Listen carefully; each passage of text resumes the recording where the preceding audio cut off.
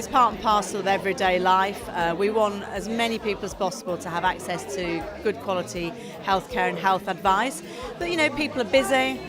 People with young children have got many family responsibilities, so often people don't get to go to the doctors, or they put it off getting advice about something that's worrying them, or they just don't know what they don't know. And the thing about a day like today is, you're bringing health right into the heart of the community, you're putting it all in one place. This is brilliant, a one-stop shop. And it just makes it a lot easier for people to access advice that will help them keep themselves and their family healthy. We've called the day the Health and Happiness Day, Mind, Body and Soul. That's very deliberate, because I think if you do community work, the joy of community work is that people want to reach out to each other. They want to help and support each other. If they're able to be kind and show love, whoever they are, to reach somebody who is in a difficult position, that makes you feel better, even if your position is horrendous. Somehow, the act of kindness, if you have dementia, you can't remember what day of the week it is, if you can give somebody a hug and a bit of hand-holding, that makes you feel you're still a worthwhile human being. So today we're asking people about their experience of healthcare and social care, what's working for them, what's not working for them. In addition, we have a campaign, What Keeps You Well. We've just actually launched it, and the whole idea is that we want people to think about what's that one thing that they do or that they have been doing that keeps them well and keeps them happy, and without it they wouldn't quite be the same. So it could be your bed, you like to sleep a lot. It could be your mother, keeps you well. It could be going out for walks along the river that keep you well. It could be anything, but it's making people think about it, and then maybe people get inspired and they try new things. Yeah, we are the Brighter Partnership, and we're commissioned by the council. We move around the different communities within Wandsworth, and what we basically do is carry out HIV tests, create sexual health awareness, and the other health checks we perform are like blood pressure and BMI tests. That's what we've been doing within the community. So we've been going to homeless centers, libraries, universities, and to some of the events like the one we're attending today, because basically we want to reach out to communities, engage with the communities. So rather than having the communities coming around to us, we'd rather go out to the communities to reach them, talk to them, engage with them, get to know their health issues, and then try to address them and offer the support that they might require. The community cafe is where you can come and it's open to the general public, and you can come and get healthy, organic food, everything cooked from scratch, everything's fresh, at really cheap, reasonable prices.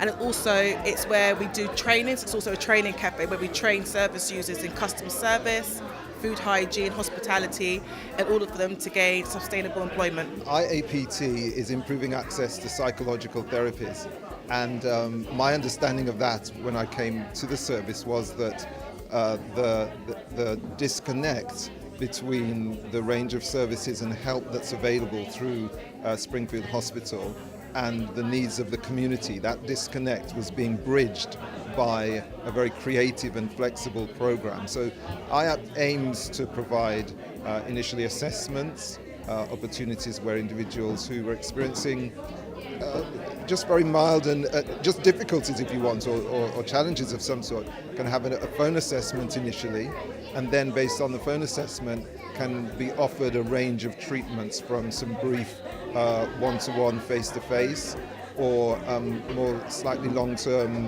one-to-one treatments as well.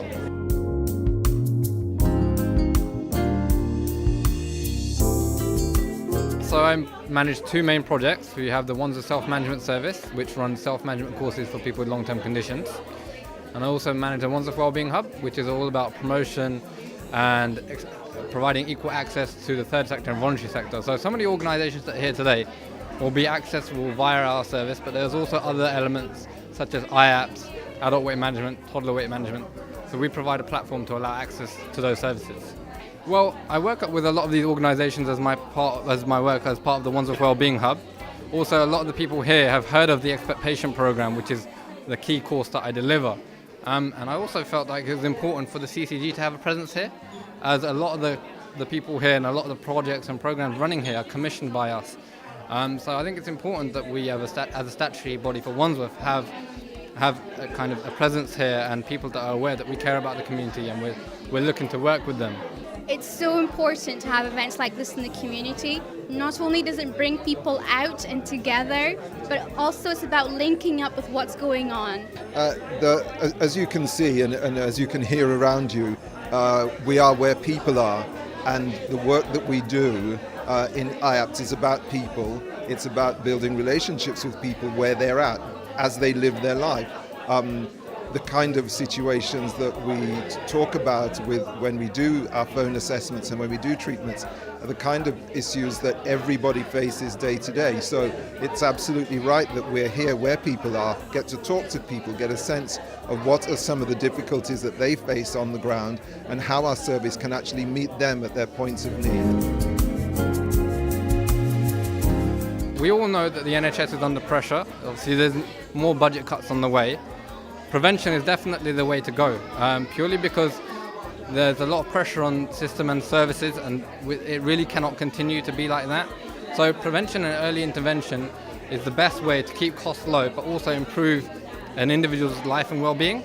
So if you can teach someone on early diagnosis how to manage their diabetes, it's highly possible that you can avoid them getting to a stage where they might need to enter secondary care and they might need to be, reattenders in A&E or weekly visitors to the diabetes element within the renal department at hospital. So what we do is we're trying to create a program that allows people to come on courses and build up their own confidence, their own empowerment and their own ability to be able to manage their long-term condition away from a healthcare setting, so away from your primary care, away from your secondary care. Well, there's an absolute wealth of evidence now to show that the earlier in a child's life that you influence its health, the more you support families when children are young with good advice and wraparound support.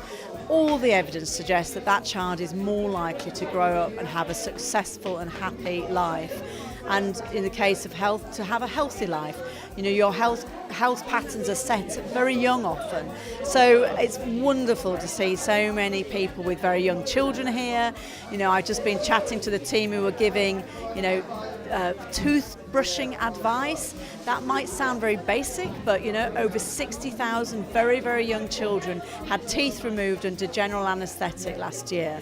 This is terrible. So we need, this kind of good practical advice in the heart of the community is invaluable in staving off what could be a much worse outcome in a few years' time. We've got quite a passion for trying to enable communities to speak for themselves, to realise what resources they are as human beings, and if we can do things together, the voices can be heard louder, more effectively, and hopefully the providers from the mainstream health and adult social care services and mental health services will realise they need to learn from the communities about the right way to reach and enable people to stay well and happy and have a good quality of life.